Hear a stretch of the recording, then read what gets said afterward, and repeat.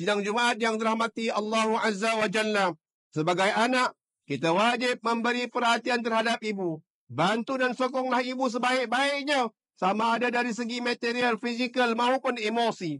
Usah biarkan ibu kita berada dalam keadaan sendirian, melayan emosi sehingga menyebabkan kemurungan, kerana kasih sayang serta keprihatinan seorang anak merupakan kekuatan yang menyegarkan jiwa dan penawar bagi segala kepenatan hidup. Patuhilah segala nasihat dan permintaannya selagi tidak bertentangan dengan syariat. Jika ibu ada melakukan kesilapan, sampaikanlah teguran dengan bahasa yang lembut, nada yang tenang serta disulami rasa hormat yang mendalam, agar kedudukan dan maruah ibu sebagai insan mulia tetap terpelihara.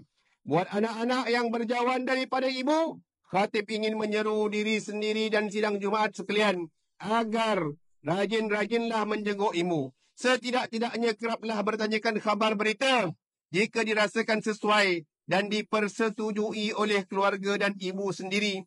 Apa salahnya untuk membawa ibu menetap bersama-sama agar boleh dijaga makan, minum dan pakaiannya.